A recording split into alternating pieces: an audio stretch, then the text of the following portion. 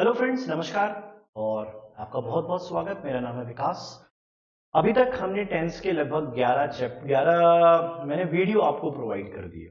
उस पूरे 11 वीडियो को अगर आपने पूरे ध्यान से, बिना डिस्टरबेंस के अच्छे से देखा है, देखने के साथ साथ आपने उसके नोट्स बनाए हैं, एंड तक नोट्स बनाए हैं, तो अब आज से स्टार्ट करने वाले हैं एरर फाइंड आउट कैसे करते हैं। इसके 2 वीडियो होंगे। मैंने 60 क्वेश्चन का एक कंप्लीट वीडियो बनाया है, जिसमें 30 और 30 क्वेश्चन के 2 वीडियो हैं। 60 क्वेश्चन है टोटल। तो आपके पास 2 वीडियो होंगे, इनके एक एक क्वेश्चन को ध्यान से देखिएगा। साथ ही साथ एक ऑनलाइन टेस्ट पेपर भी मैंने आपको प्रोवाइड कर दिया है, आप उसको भी ध्यान से देखिएगा। और पूरी आशा है कि अब आपको टेंस की एरर लगभग लगभग बनने लगेगी। कुछ बहुत थोड़े डाउट रह भी जाते हैं, तो घबराइएगा मत। कुछ क्वेश्चन ऐसे होते हैं जो वॉइस और टेंस के मिक्स होते हैं। अगर आपने वॉइस अभी नहीं पढ़ा है तो जैसा आप वॉइस पढ़ लोगे तो वो भी बन जाएंगे। कुछ नरेशन के बेस पे होते हैं, क्योंकि टेंस में वॉइस और नरेशन की भी कॉम्बिनेशन एरर आती रहती है। तो घबराइए मत, मेरे साथ पूरे क्वेश्चन सॉल्व करिए। मैं एक एक वीडियो, एक एक क्वेश्चन आपको एक्सप्लेन करने वाला हूं। अब 30 क्वेश्चन, फिर एक दूसरा वीडियो 30 क्वेश्चन। इसके बाद आपको ऑनलाइन टेस्ट भी लगा लेना है, आपकी प्रैक्टिस होगी। उसके बाद आपको जो भी आपको बुक मिलती है ग्रामर की, उसमें टेंस के क्वेश्चन जरूर मिल जाएंगे। उन टेंस के क्वेश्चन को आप सॉल्व करिए। कोई डाउट हो तो मैंने नंबर दिया हुआ है, आप मुझसे पूछ सकते हैं। लेकिन ये 2 वीडियो बिल्कुल मत छोड़िए, और टेंस के सारे वीडियो टाइम निकालकर टाइमली एक टाइम मैनेजमेंट बना लीजिए कि भाई मैं रोज रात में या सुबह या दिन में इन वीडियो को देखूंगा, ध्यान से नोट्स बनाऊंगा। कल कर लूंगा, परसों कर लूंगा, टालम टोली ना करें। पढ़ाई जैसे हम क्लास में पढ़ते थे एक पर्टिकुलर टाइम पे, वैसे ही वीडियो को। ठीक है, तो चलिए शुरू करेंगे हम आज की क्लास और आज के कंसेप्ट। तो पहला क्वेश्चन देखिए, आपको दिख रहा होगा, व्हेन प्रवीण वेंट आउट। देखो मैंने आपको ट्रिक समझाई थी। यदि किसी वाक्य की शुरुआत पास्ट टेंस से हो, एक रूल आपने अभी प्रीवियस 11वें नंबर के वीडियो में देखा होगा। ये रूल 11वें नंबर के वीडियो में मिलेगा, क्लास 11 में। यदि किसी सेंटेंस की शुरुआत, मैंने कहा था, पास्ट टेंस से हो, तो आगे वाला वाक्य भी पास्ट टेंस ही होगा, ये फिक्स नहीं है। तो when Praveen went out, went देखते ही वर्ब की सेकंड फॉर्म मुझे याद आती है। ही लेफ्ट, लेफ्ट भी पास्ट टेंस है। मीनिंग को भी समझेंगे और ट्रिक को भी समझेंगे। When Praveen went out he left the television on so that his friend shall. Shall देखो हेल्पिंग वर्ब का कॉन्सेप्ट है, और हेल्पिंग वर्ब में भी शैल क्या बनाता है पता है? फ्यूचर बनाता है। क्या बनाता है? Future. Think that he was यहां फिर से क्या हो गया? Past still in the house. अब आप इस पूरे क्वेश्चन को देखो, मैं इसको हटा देता हूं एक बार, ध्यान से अंडरलाइन करके देखिए। वेंट एक पास्ट टेंस का शब्द है, लेफ्ट एक पास्ट टेंस का शब्द है, शैल एक फ्यूचर टेंस का शब्द है, और वॉज फिर से एक पास्ट टेंस का हेल्पिंग वर्ब है। मतलब ये पास्ट मिल गया, ये पास्ट मिल गया, पर ये फ्यूचर मिल गया। अब ऐसा कभी भी एरर में, एग्जाम में नहीं होना चाहिए। यदि किसी सेंटेंस की शुरुआत पास्ट टेंस से होती है, तो उसके आगे वाला वाक्य भी पास्ट टेंस पर ही होता है। ये नियम हो गया। और मीनिंग भी हिंदी बता देता हूं। व्हेन प्रवीण वेंट आउट, जब प्रवीण बाहर गया, ही लेफ्ट द टेलीविजन ऑन, उसने टीवी चालू छोड़ दिया, सो दैट ताकि, हिज फ्रेंड शैल थिंक, ताकि उसके दोस्त ही सोचे, that he was still in the house, कि वो उसी वक्त घर में था, इसलिए वो टीवी छोड़कर गया। इसकी आंसर बहुत सिंपल है। अगर आप डायरेक्ट टेंस के रूल से समझोगे तो दिक्कत आएगी, लेकिन जो कंसेप्ट वाला पार्ट है उससे समझोगे तो आसान पड़ेगा। पास्ट से शुरू हो तो पास्ट करो। इस शैल को आप, शैल का पास्ट क्या होता है? शुड। बस आप शैल को क्या कर दो? शुड कर दो, आपका आंसर तैयार है। और यही इसकी एरर है। अब आपने क्वेश्चन पेपर सॉल्व भी कर लिया होगा, तो ये आपको समझ में आसानी से आ गया होगा। आइए नेक्स्ट क्वेश्चन लेते हैं।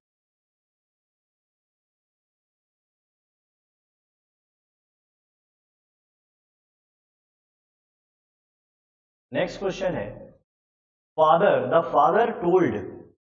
जैसे ही आप टेंस वेंस की एरर सॉल्व करो ना, अंडरलाइन मार्किंग शुरू करो, कौन से टेंस में क्या लिखा है, ये फाइंड आउट करना बहुत जरूरी होता है।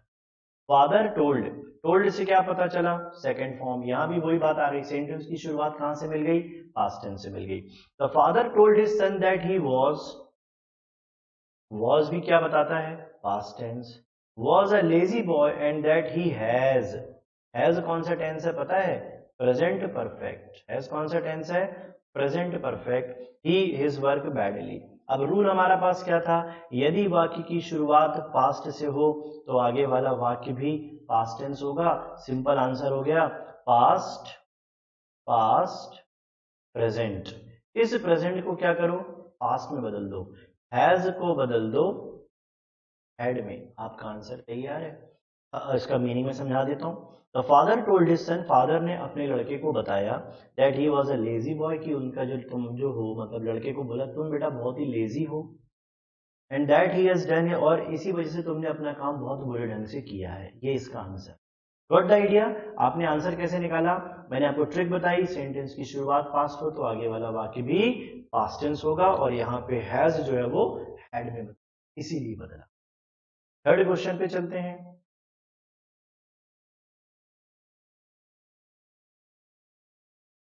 थर्ड क्वेश्चन देखते हैं।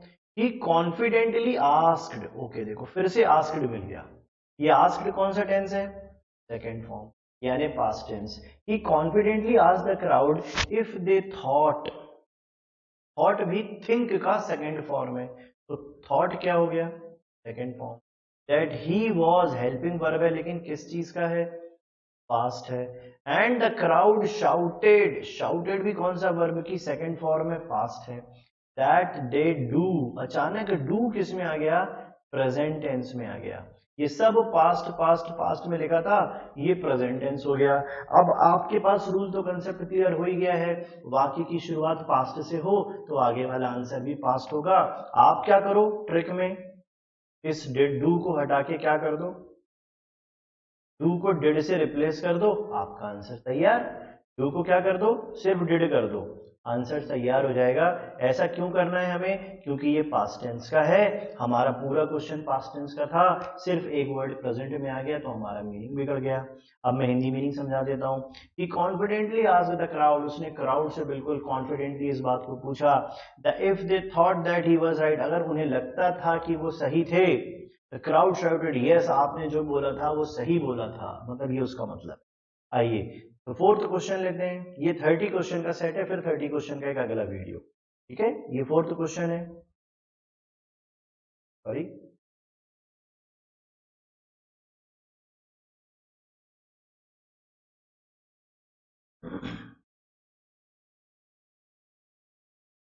Fourth question, next question fourth. If I would have realised, conditional sentence का वीडियो आपने देखा, नंबर 10 क्लास 10 में आपको ये वीडियो मिलेंगे, कंडीशनल सेंटेंस। तो कंडीशनल सेंटेंस चार प्रकार के होते हैं, real, unreal, real plus unreal और इमेजिनरी, ये मैंने चार बताए थे। अब दिमाग में लेकर आओ, इफ के साथ हमने वुड हैव वाला भी कोई रूल पढ़ा था, तो देखो यहाँ पे क्या लिखा है, मैंने आपको ट्रिक भी बताई थी कि एक सेंटेंस में दो बार वुड हैव नहीं होते। देखो यहाँ पे क्या लिखा है, वुड हैव रियलाइज्ड, फिर what a bad driver you were, I would not have. इसका मतलब एक सेंटेंस में दो दो बार वुड हैव आ गया, ये वुड हैव लिखा है और ये वुड हैव लिखा है। पहले ही दिमाग लगा लो, मीनिंग नहीं पता ना आपको टेंस का, कोई बात नहीं, नंबर मिलने से मतलब है, क्योंकि अब हम ट्रिक सीख रहे हैं। एक सेंटेंस में दो बार वुड हैव का यूज नहीं होता है, एक सेंटेंस में दो बार वुड हैव का यूज नहीं होता है, तो एक ही बार वुड हैव आएगा और एक हैड आएगा। ऐसा क्यों, हमने अनरियल वाला रूल इसको याद करना है। फॉर्मूला क्या था, if plus subject plus had plus verb की third form plus object comma subject would have should have could have might have plus verb की थर्ड फॉर्म प्लस ऑब्जेक्ट। तो if plus subject plus had plus V3, formula तो यही था ना। तो ये जो वुड हैव लिखा है इसको हटा दीजिए, यहां वुड हैव के स्थान पे क्या कर दो आप, हैड रियलाइज कर दो, बस आपका आंसर तैयार है। तो जैसे ही वुड हैव को हटा के हैड करोगे आंसर आ जाएगा, बस इतना ही तो ध्यान रखना है। ट्रिक क्या याद आई, एक वाक्य में दो बार वुड हैव नहीं आते, इफ के साथ भी वुड हैव का यूज नहीं होता, if plus had plus V3 होता है तो बाद वाला वुड हैव हो गया। ठीक है, मीनिंग आप जानना है हिंदी का तो बता देता हूं। If I would have realise what a bad driver you were, अगर मुझे पता होता कि तुम इतने बेकार ड्राइवर हो, I would not have come with you, मैं तुम्हारे साथ नहीं आता। मतलब उसने जब गाड़ी चलाई होगी ना, पहुंच गया होगा, तब उसको पता चला यार ये तो बहुत ही बेकार ड्राइवर है, अगर मुझे पहले पता होता तो मैं इसके साथ नहीं आता। ये उसका हिंदी मतलब है। Got the idea? आइए चलते हैं हम 5th नंबर के क्वेश्चन पे।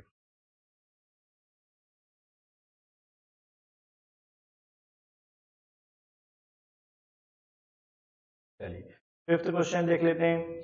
ही कुड सक्सीड, देखो सक्सीड जो है ना, succeed, succeeded, succeeded second third form उसका ये होता है, और सक्सीड है वर्ब की first form.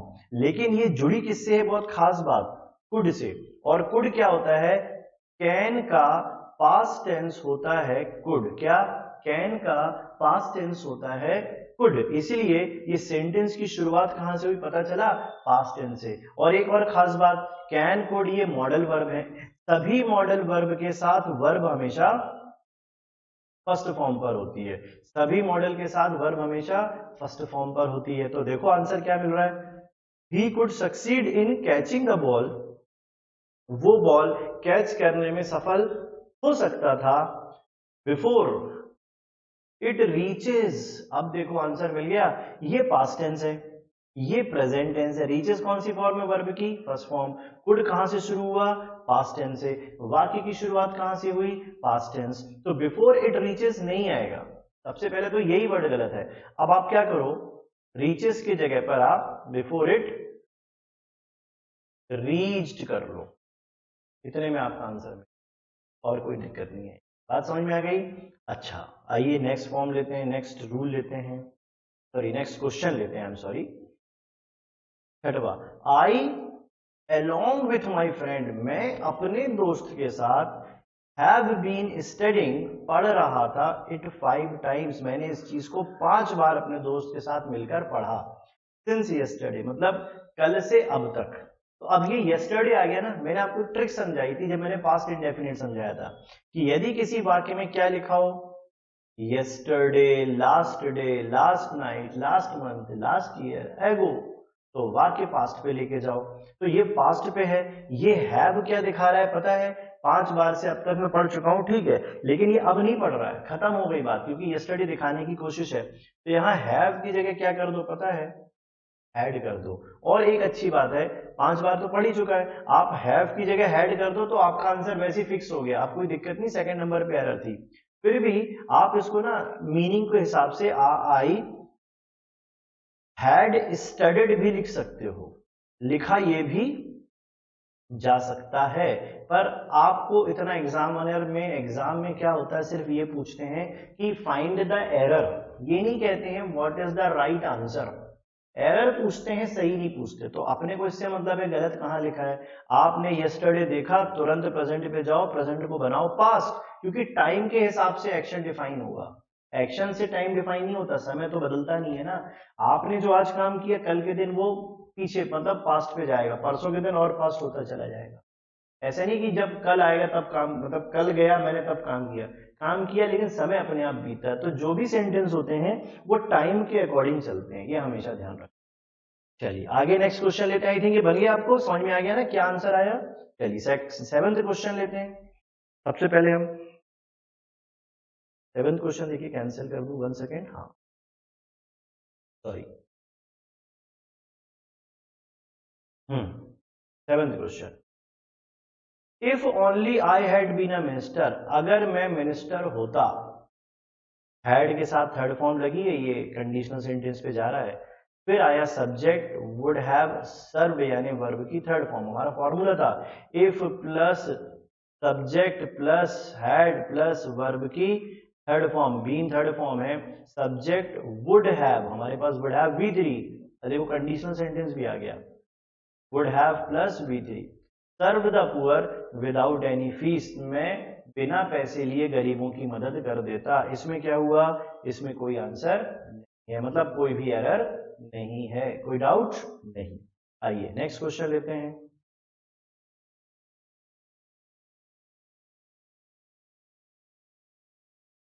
If he spoke clearly, ये हमारा conditional sentence number 3 real plus unreal पे जा रहा है। इफ ही V2 लिखा हुआ है, if plus subject plus V2, ये हमारा unreal plus real. Conditional sentence की वीडियो अच्छे से देखिएगा। If he spoke clearly, subject would V1, वही आंसर है, वुड प्लस V1। तो I would understand the problem, ये बिल्कुल सही लिखा है, would V1 understand the problem and helped him. अब ये हेल्प किस पे लिख दिया पता है?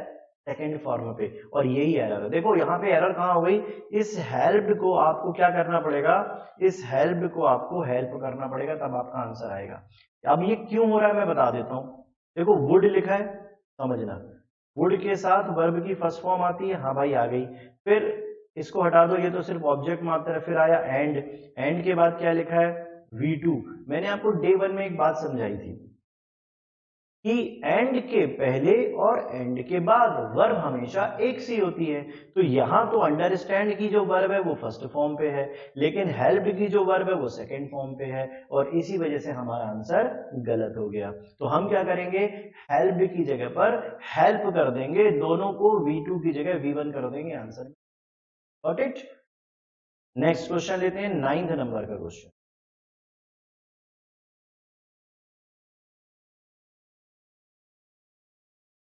9th क्वेश्चन लीजिए। शी स्पेंड्स मनी, वो पैसे खर्च करती है। शी स्पेंड्स मनी एज दो, देखो मैंने क्या कहा था, एज इफ या एज दो। एक मैंने रूल ट्रिक बताई थी ना, 11वें नंबर का वीडियो देखना। यदि किसी वाक्य में एज इफ या एज दो का यूज हो तो हेल्पिंग वर्ब के रूप में वर लगेगा, ये मैंने एक रूल बताया था। तो यहां पर हम चाहें तो she were a rich man लिख सकते हैं, she were a rich man, women sorry. तो ये हमारा आंसर सही हो जाएगा, लेकिन ये आंसर नो एरर है, गलत नहीं है। अब एक और पॉइंट समझ लो, एज इफ एज दो के साथ तो वर आता ही है, ये फिक्स है, लेकिन कब आता है ये भी ध्यान रखना। यहां पे देखो वुड बी लिख दिया ना उसने, अगर यहां बी नहीं लिखा होता तो ये गलत हो जाता, लेकिन जब भी कभी आएगा तो वर के साथ तो तुरंत नाउन जुड़ेगा, ठीक है। जैसे रिच वुमेन, ये नाउन प्लस एडजेक्टिव का कॉम्बिनेशन है। लेकिन कभी वुड आया तो याद रखना वुड के साथ बी लगा होना ही चाहिए। अगर बी नहीं लिखा है, वुड के साथ वर्ब लिखी हुई है, वो भी फर्स्ट फॉर्म, तो हमेशा उसे हटा देना। लेकिन ये वाला इसलिए गलत नहीं हुआ क्योंकि वुड गलत हो जाता अगर वर्ब की फर्स्ट फॉर्म आती तो, लेकिन यहां पे वुड के साथ बी लगा दिया गया है, इसलिए ये आंसर सही हुआ। अगर ये नहीं होता तो हम वर आ रिच वुमेन कर लेते, लेकिन वुड के साथ वुड आ रिच वुमेन होता तो गलत मानते। वुड के साथ बी लगा दिया ना, इसलिए इसको हम गलत नहीं मानेंगे। आप चाहो तो अपने उस रूल में एक चीज एड ऑन कर लेना, मैं यहां पे वापस बता रहा हूं आपको कि एज इफ या एज दो, THOUGH, एज इफ या एज दो के बाद हेल्पिंग वर्ब के रूप में या तो वर आएगा, ठीक है। अगर वर नहीं आता तो फिर वुड आएगा, वुड भी आ सकता है, लेकिन वुड अकेला नहीं आएगा, वुड के साथ क्या आएगा, वुड बी आएगा। अगर बी नहीं आया तो फिर आप हटा देना फिर ये, और इसके बाद भी या तो नाउन या एडजेक्टिव प्लस नाउन का कॉम्बिनेशन होगा। यहां पर भी वही है, या तो नाउन या एडजेक्टिव प्लस नाउन, जैसे एडजेक्टिव प्लस नाउन का कॉम्बिनेशन है, यही होना चाहिए। तो हमेशा इसके अलावा अब कुछ और आ जाए तो गलत होगा, वो कभी सही नहीं होगा, ध्यान रखना, ठीक है। समझ में आ गया ना रूल, अच्छे से नोट कर लीजिएगा इसको। नेक्स्ट क्वेश्चन लेते, 10वें नंबर के क्वेश्चन पे चलो। 10th question, I am trying to finish this letter for last 1 hour. Okay, वो ये कह रहा है कि मैं इस एक लेटर को, जो वो लेटर लिख रहा है ना, पिछले 1 घंटे से खत्म करने की कोशिश कर रहा हूं। देखो जब भी एक रूल याद कर लो, एक ट्रिक याद कर लो, एक ट्रिक याद करो कि यहां पे किसी सेंटेंस में आई एम ट्राइंग लिखा हुआ है, ये लिखा है कंटिन्यूअस, किसमें लिखा है, कंटिन्यूअस वाक्य, और कंटिन्यूअस टाइम के साथ, सेंटेंस के साथ आपको क्या मिल गया पता है इधर पे, टाइम। तो ये सेंटेंस कभी सही नहीं होगा, कंटिन्यूअस टेंस के साथ टाइम का प्रयोग हम नहीं करते हैं। कंटिन्यूअस टेंस के साथ हम टाइम का प्रयोग नहीं करते हैं, हमेशा ध्यान रखना। I am trying continuous tense है और आगे क्या दे दिया, पिछले 1 घंटे से। तो जब कोई काम पिछले 1 घंटे से चल रहा है और अभी भी चल रहा है तो हम उसे कंटिन्यूअस नहीं कहते हैं, हम उसे परफेक्ट कंटिन्यूअस कहते हैं। क्या कहते हैं, परफेक्ट कंटिन्यूअस। और बाकी का देख लो, I wish you would go away, stop disturbing me, इसमें कोई प्रॉब्लम नहीं है कि मैं पिछले 1 घंटे से लेटर खत्म करने की कोशिश कर रहा हूं और मेरी ऐसी इच्छा है कि काश तुम यहां से चले जाओ, मुझे डिस्टर्ब करना बंद कर दो, ये वो कह रहा है। पर ट्रिक कहां मिल गई आपको पता है, मैं पूरा हटा रहा हूं, फिर से देख लीजिए, आप याद कर लो। कंटिन्यूअस टेंस के साथ कभी भी टाइम नहीं होता, कंटिन्यूअस टेंस के साथ कभी भी टाइम नहीं होता। अगर ऐसा होगा तो सेंटेंस को एम ट्राइंग की जगह लिखना पड़ेगा आई हैव बीन ट्राइंग, ये बन जाएगा परफेक्ट कंटिन्यूअस। क्या बनेगा, परफेक्ट कंटिन्यूअस, परफेक्ट कंटिन्यूअस। जब परफेक्ट कंटिन्यूअस आ जाएगा तो ये सही हो जाएगा। गॉट इट, आई बात समझ में। चलिए आगे चलते हैं। मिस्टर राशिद, ये कोई व्यक्ति है मिस्टर राशिद, आस्क्ड, आस्क्ड मतलब कौन सा tense, past. Asked the dealer what was the price of that bicycle, उसने बाइसिकल का प्राइस पूछा था। एंड और वेदर की क्या, इट इज, इज कौन सा टेंस पता है, प्रेजेंट टेंस। और वॉज कौन सा टेंस है पता है, पास्ट टेंस। तो इज को आप क्या कर दो, वॉज में बदल दो, आंसर आपका सही हो जाए। क्यों, क्योंकि वाक्य की शुरुआत पास्ट से हुई तो पूरा वाक्य पास्ट टेंस बनेगा। इज को वॉज कर दो, आंसर सही। ठीक है, चलिए नेक्स्ट क्वेश्चन लेते हैं। अब हम चलते हैं 12वें नंबर के क्वेश्चन पे। ही सब्जेक्ट है हमारा, ओट नॉट हैव। ओके, अब एक रूल याद करो, मॉडल, मॉडल का, मॉडल में क्या आता है, ओट, OUGHT। ओट के साथ हमेशा लगता है टू, फिर लगता है फर्स्ट की फर्स्ट फॉर्म।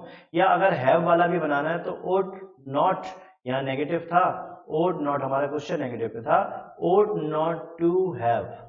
लेकिन ओट शब्द के साथ टू लगता ही लगता है, ये फिक्स नहीं, ओट के साथ टू लगता ही लगता है।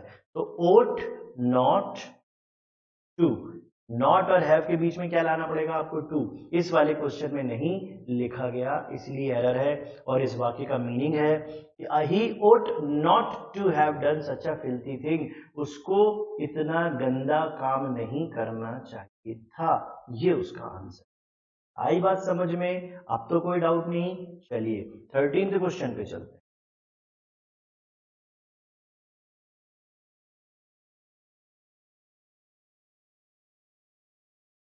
Had you told me about the problem, okay, अपन ने एक कंडीशनल सेंटेंस पढ़ा था इफ वाला, जिसमें मैंने कहा था if plus subject plus had plus verb की third form comma subject plus would have plus verb की थर्ड फॉर्म, ये हमारा फॉर्मूला था।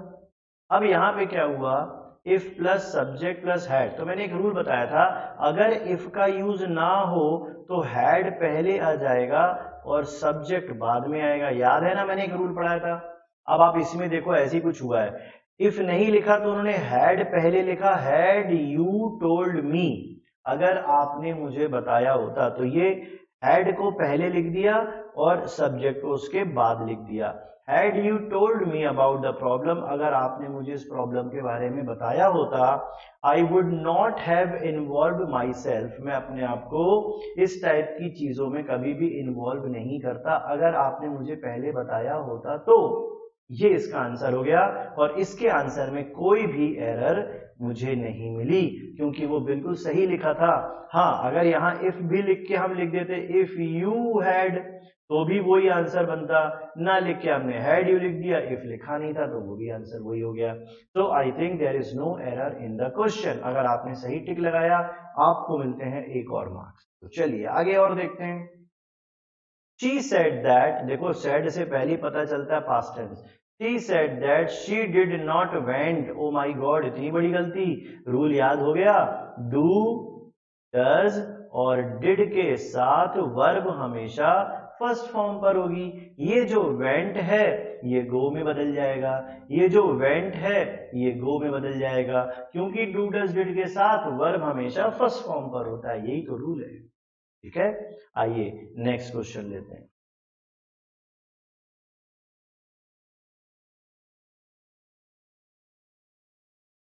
Fourteen question. She said that, नहीं तो हो गया 14, sorry 15th question. We could not know why she was so gloomy and angry with herself।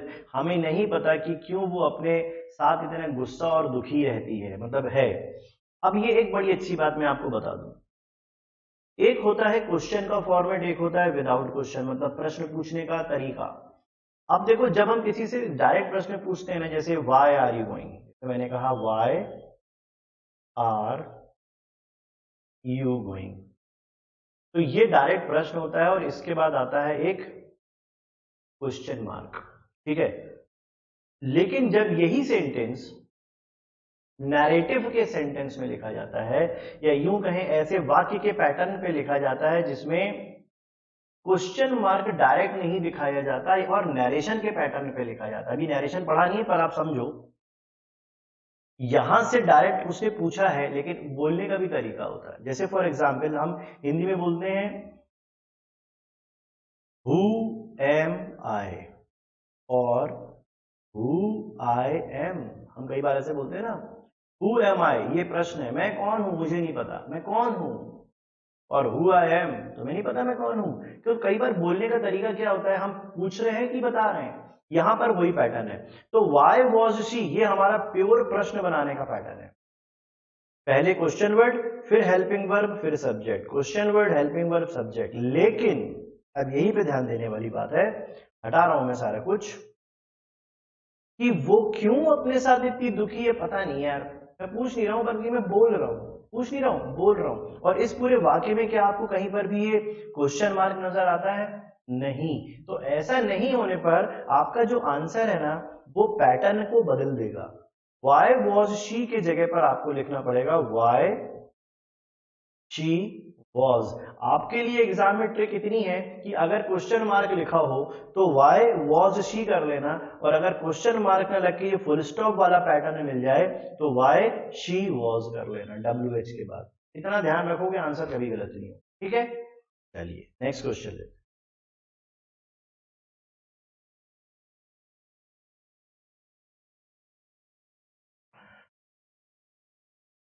The criminal dares not, देखो यहीं पे एक मॉडल की एरर है, ये मॉडल पे ध्यान दीजिए। कभी भी दो शब्द याद रखो, नीड और डेयर, अगर इनके तुरंत बाद कभी भी नॉट लिखा मिल जाए तो ये नीड और डेयर शब्द कभी भी, नीड्स और डेयर शब्द कभी भी डेयर्स नहीं बन पाएंगे, कभी भी नहीं होगा। यहां पर वही हो रहा है, डेयर के साथ क्या लिखा है नॉट, तो डेयर्स नॉट नहीं डेयर नॉट ही इसका आंसर होगा। The criminal dare not go out, उसकी हिम्मत नहीं थी कि वो वहां जा सके, because he is afraid of being recognised by the police, क्योंकि उसको ये डर था कि पुलिस उसे पहचान लेगी।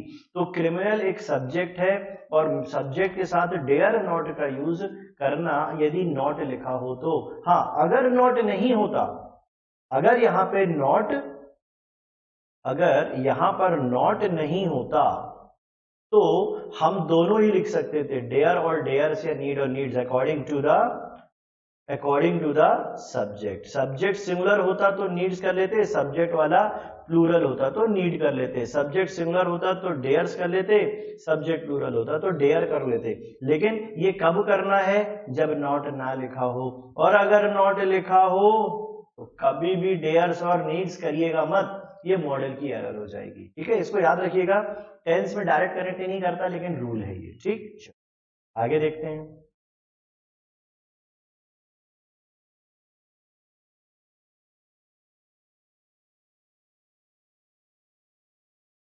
हैड यू हैव हेल्प्ड, इसको तो मैं देख के ही समझ जाऊंगा गलत लिखा है। कैसे पता है? Has have had helping verb में हमने दो हैड के कंसेप्ट सीखे थे परफेक्ट टेंस में।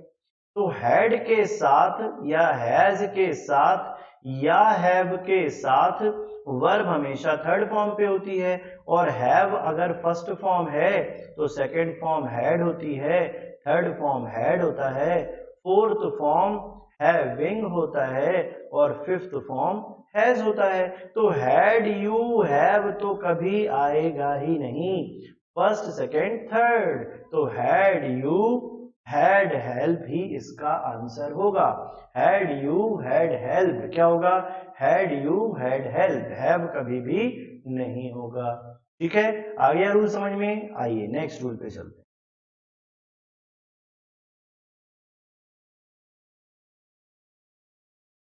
The question is so complicated, question इतना ज्यादा कठिन है दैट इट कुड नॉट, अरे भाई कुड तो पास्ट टेंस का शब्द है और इज तो प्रेजेंट टेंस का शब्द है, could not be solve passive voice में लिखा है बी थर्ड फॉर्म, इमीडिएटली यानी तुरंत यानी अभी, मतलब ये वाक्य हमें इंडिकेट करता है कि ये पूरा वाक्य प्रेजेंट टेंस पे ही बोला गया है, कि क्वेश्चन इतना कठिन है कि तुरंत इसको सॉल्व नहीं किया जा सकता है, ना कि था। ये जो कुड है ना कि तुरंत सॉल्व किया जा सकता था, मैं क्या बोल रहा हूं, तुरंत किया जा सकता है। तो आपको इस प्रेजेंट से, मैंने कहा ना प्रेजेंट से प्रेजेंट होता है, रूल बताया था, तो कुड को क्या करना पड़ेगा, कैन में बदलना पड़ेगा, तब आपका आंसर आएगा। आ गया समझ में? बन गया? कोई डाउट? वेरी गुड, आप लोग तो इंटेलिजेंट हो, अब तो बनने लगा होगा, कंसेप्ट क्लियर हो रहे हैं। 19th क्वेश्चन को एक बार देख लेते हैं, आइए।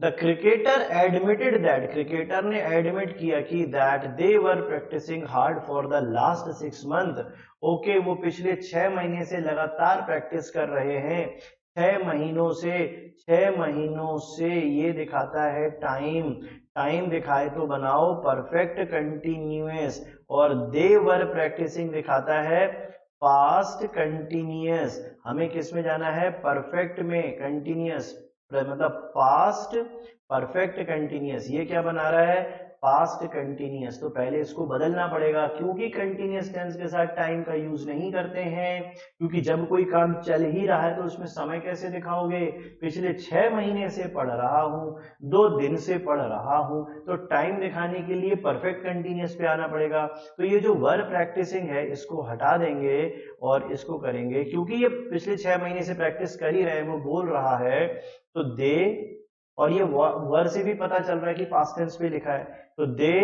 हैड बीन प्रैक्टिसिंग, क्या होगा, दे हैड बीन प्रैक्टिसिंग। ऐसा एक क्वेश्चन हमने पहले भी सॉल्व कर लिया, अब तो दिमाग में क्लिक हो ही गया होगा। आइए नेक्स्ट क्वेश्चन लेते हैं। लिखा हुआ है the chief idea of very common type of traveller, जो बिल्कुल ट्रैवलर टाइप के लोग होते हैं ना, घुमक्कड़ किस्म के, उनका एक ही उद्देश्य होता है, is key to see as many object, वो जितनी भी चीजें चलते हुए गाड़ी चलाते हुए देख सकते हैं, उनके काम की, इंटरेस्ट की, वो देख सकें। ये डेफिनेशन है एक ट्रैवलर की। ट्रैवलर कौन होता है, जिसको ना गाड़ी चलाते वक्त अच्छी अच्छी चीजें दिखती हैं तो वो देखना पसंद करता है, वही तो डेफिनेशन है। डेफिनेशन पास्ट टेंस पे थोड़ी ना होती है भाई, हम जो जिस चीज की डेफिनेशन है वो हमेशा प्रेजेंट पे ही होगी, तो पॉसिबली कुड नहीं आएगा, पॉसिबली कैन आएगा, क्योंकि ये पास्ट टेंस पे लिखा है और डेफिनेशन हमेशा प्रेजेंट टेंस पे ही होती है। एक और पॉइंट आपको सीखने मिला कि डेफिनेशन किसी भी चीज की हमेशा प्रेजेंट टेंस पे होती है, और ये पास्ट टेंस पे लिखी है। Got it? Okay, next question लेते हैं। आइए, 20 क्वेश्चन का सेट है ये, 21 क्वेश्चन हो गए इसके, 10 क्वेश्चन और।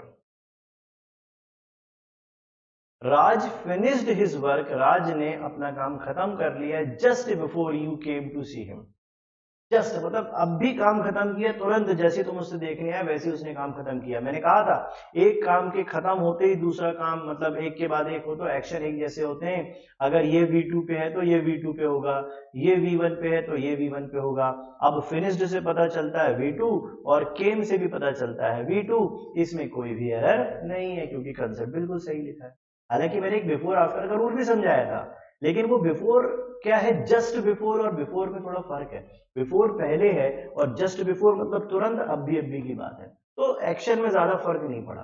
ठीक, आइए नेक्स्ट क्वेश्चन देखते हैं। राकेश आस्क्ड मी, राकेश ने मुझसे पूछा, राकेश आस्क्ड मी व्हाई। देखो मैंने कहा ना पूछने वाला वाक्य है, प्रश्न के रूप में, कहीं क्वेश्चन मार्क है क्या, वाई लिखा है ना, वॉज आई नहीं होगा, ये तो प्रश्न का पैटर्न बन गया। लेकिन जब नैरेटिव सेंटेंस होते हैं तो क्वेश्चन वर्ड के बाद, मतलब क्वेश्चन वर्ड यानी what, when, why, how much, how long, ये क्वेश्चन वर्ड होते हैं। इसमें सब्जेक्ट पहले आएगा, हेल्पिंग वर्ब बाद में आएगी, आंसर होगा व्हाई आई वॉज। ऐसा क्यों हो रहा है मैं फिर से बता दूं, ये सेंटेंस नरेशन का हो रहा है, प्रश्न का डायरेक्ट नहीं है, पूरे वाक्य में फुल स्टॉप है, कहीं कोई क्वेश्चन मार्क नहीं दिखता। इतना हिस्सा व्हाई आई वॉज एंग्री पे रुक जाए, अगर मैं सिर्फ इतना पूछूं तुम गुस्सा क्यों हो, तो मैं ऐसे ही लिखूंगा व्हाई वॉज आई या यू एंग्री। लेकिन जब मैं पूछ नहीं रहा हूं, बल्कि यार मुझे क्या पता कि वो गुस्सा था, मैंने पूछा नहीं बल्कि बोला है, तो बोलने में क्या होता है, फुल स्टॉप आ जाता है। फुल स्टॉप में सब्जेक्ट पहले, हेल्पिंग वर्ब बाद में होती है। Got it? चलो नेक्स्ट क्वेश्चन।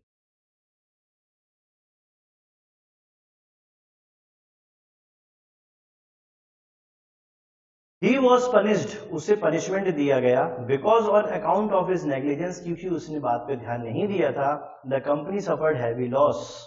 अब देखो, उसको पनिशमेंट दिया गया, उसकी नेग्लिजेंस देखी गई, कंपनी को लॉस हुआ। इसमें 3 पास्ट टेंस है, पनिशमेंट, नेग्लिजेंस, लॉस। सबसे पहले लॉस हुआ तो क्योंकि पता चला ध्यान नहीं दिया, फिर उसको पनिशमेंट दी गई।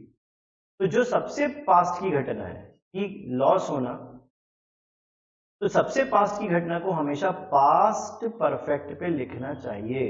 अगर 3 लगातार पास्ट है तो सबसे पहली घटना पास्ट परफेक्ट पे जाएगी। 3 लगातार पास्ट है, इसमें 3 एक्शन दिख रहे हैं, तो लगातार 3 पास्ट की घटना में सबसे आखिरी घटना या सबसे पहली घटना मान लो, जो सबसे पहले हुआ फिर ये हुआ, तो जो इधर सबसे पहले हुआ वो पास्ट परफेक्ट में आएगा। द कंपनी हैड सफर्ड, क्या आएगा, कंपनी हैड सफर्ड आएगा, कंपनी सफर्ड नहीं आएगा, क्योंकि 3 सीक्वेंस में जब सेंटेंस पास्ट के होते हैं तो जो सबसे पहली घटना होती है, पहली मतलब जिसके बाद बाकी चीजें पता चले, तो सबसे आखिरी को मानना पड़ेगा, वो पास्ट परफेक्ट पे होता है। Got it? तो यहाँ पे हैड सफर्ड आएगा। चलिए, ये जो मैं पॉइंट बोल देता हूं इसे आप नोट कर लिया करो, बहुत काम के होते हैं। 24th question, if I would have, अरे एक बार इफ के साथ तो वुड हैव वैसे ही नहीं आता, हमने सीख लिया। और यहां पर भी देखो वुड हैव बीटन लिखा है।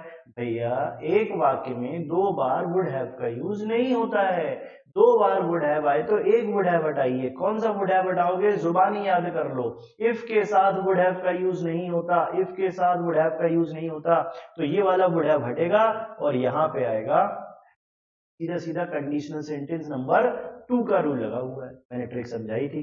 आइए 25वां क्वेश्चन देख लेते हैं। We were quite fond of, हमको पसंद है, we were quite fond of, पसंद है, to of his office because we are living in it for the last 6 year. भैया उसके ऑफिस हमें पसंद है क्योंकि हम वहां पिछले 6 साल से रह रहे हैं या काम कर रहे हैं, जो भी है। ये क्या आ गया, आर लिविंग क्या दिखाता है पता है, कंटिन्यूअस टेंस। मैं कितने बार बताऊंगा आपको, कंटिन्यूअस टेंस के साथ टाइम नहीं आता। आर लिविंग की जगह क्या होगा, वी हैव बीन, फिर आएगा living, we have been living, we have been living, इसको याद करिए। ठीक है, ये हो गया आपका आंसर। आइए अब 20वें नंबर पे चलते हैं। अब तो समझ में आ रहा है ना क्वेश्चन, कोई डाउट तो नहीं है। नोट्स बनाइएगा, असाइनमेंट में डाला था, पहले आप इसको सॉल्व कर लीजिएगा फिर वीडियो देखिएगा। ऐसा नहीं वीडियो पहले देख लिया क्वेश्चन सॉल्व ही नहीं किए, आपके नंबर नहीं बढ़ेंगे ऐसे। I did not like going to night college, मुझे तो नाइट कॉलेज जाना पसंद ही नहीं, क्योंकि but I had no alternative, मेरे पास तो कोई और चारा भी नहीं था। As I have to work in a day time, क्योंकि मुझे दिन में काम करना पड़ता था, इसलिए मैं नाइट कॉलेज जाता था। तो ये पूरा का पूरा पास्ट, पास्ट, ये हैव क्या कर रहा है, इसको भी तो पास्ट कर दो, यहां कर दो है। पास्ट से शुरू होगा वाक्य तो आगे तक चलेगा पास्ट, ये हो गया हमारा रूल। आइए नेक्स्ट क्वेश्चन लेते हैं। The boy who you see there, जिस लड़के को तुमने वहां देखा, made top score in the, पिछले मैच में देखा ना, सी क्यों आएगा, तो आएगा। पिछले मैच में जिस लड़के को तुमने वहां देखा, अभी नहीं देखा, उसको देखा, उसने मैच का स्कोर अच्छा बनाया था, टॉप स्कोर उसने बनाया था, तो ये सेंटेंस तो पास्ट का ही डिफाइन हो रहा है। सी क्यों आएगा, सी प्रेजेंट टेंस है, सॉ पास्ट टेंस है, इसलिए V2 कर दो क्योंकि सेंटेंस पास्ट टेंस। करेक्ट। बनना चाहिए, आसान था। आइए नेक्स्ट क्वेश्चन लेते हैं 28, 29 और फिर 30। 3 क्वेश्चन है, आराम से इत्मीनान से सीखिए। If it were possible to get near when one of the volcanic eruptions take place we should see a grand site.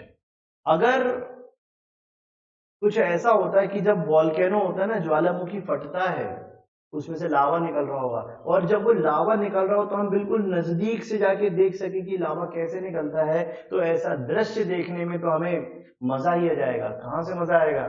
जब लावा निकल रहा होगा, पास जाओगे तो आप मर नहीं जाओगे। तो ऐसा सेंटेंस कभी हो नहीं सकता, ये काल्पनिक वाक्य के रूप में आ गया। और जब काल्पनिक वाक्य के रूप में सेंटेंस होता है तो शुड का यूज कभी नहीं होता, बल्कि वुड का यूज होता है। काल्पनिक वाक्यों में वुड लगाओ हमेशा। Got the idea? रूल इतना सा ही है, काल्पनिक वाक्य में वुड लगता है, शुड की कोई गुंजाइश नहीं है। आइए नेक्स्ट क्वेश्चन लेते हैं। फुलिशली, बेवकूफाना तरीके से Dhananjay threw some water on electric heater, उसने इलेक्ट्रिक हीटर के ऊपर थोड़ा पानी फेंक दिया। व्हेन इट कैचेस, अरे भाई थ्रू से क्या पता चलता, आप बताओ। थ्रो की सेकंड फॉर्म है, सेकंड फॉर्म है V2। व्हेन इट कैचेस क्यों होगा? CAUGHT। When it caught fire, जब उसने आग पकड़ लिया। और गॉट भी पास्ट टेंस का शब्द है। गॉट कौन सा शब्द है? पास्ट टेंस का शब्द है। थ्रू पास्ट टेंस का शब्द है, तो कैच इज प्रेजेंट क्यों लिखोगे? इसको भी तो पास्ट लिखना पड़ेगा ना। ठीक, आइए नेक्स्ट क्वेश्चन। अब हम चलते हैं 30th, हमारा आखिरी क्वेश्चन इस वीडियो का।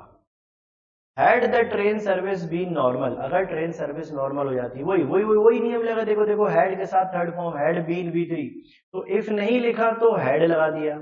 I would have reached, had V3 object comma subject would have V3 the place quite well ahead of the time schedule। बहुत बढ़िया, इसमें कोई भी एरर नहीं है, क्योंकि ये पूरा का पूरा कंडीशनल सेंटेंस प्रॉपरली अच्छे से लिखा गया है। अब आपको ये अच्छे से समझ में आए होंगे, 30 क्वेश्चन सॉल्व करके दिमाग के थोड़े जो जाले हैं वो साफ हुए होंगे। अगले 30 क्वेश्चन और देखिए, आपका माइंड और शार्प हो जाएगा। ऑनलाइन टेस्ट पेपर लगाइए, कोई डाउट हो मुझसे पूछिए। 60, 100, 150 क्वेश्चन करने के बाद आपको टेंस कंसेप्ट क्लियर हो जाएगा।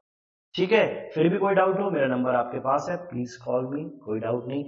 दूसरे वीडियो को देख लीजिए और फिर जो भी बुक मिल जाए उसमें से क्वेश्चन सॉल्व कर लिए, आपको टेंस बनने लगेगा। अगर आपने मेरे सारे टेंस के वीडियो पूरे अच्छे से देखे हैं, मैं दावा करता हूं कि आपको टेंस बनेगा। लेकिन अगर आपने स्किप कर दिया, नहीं देखा, अलाली कर दी, तो बेटा मैं फिर कुछ नहीं कर पाऊंगा।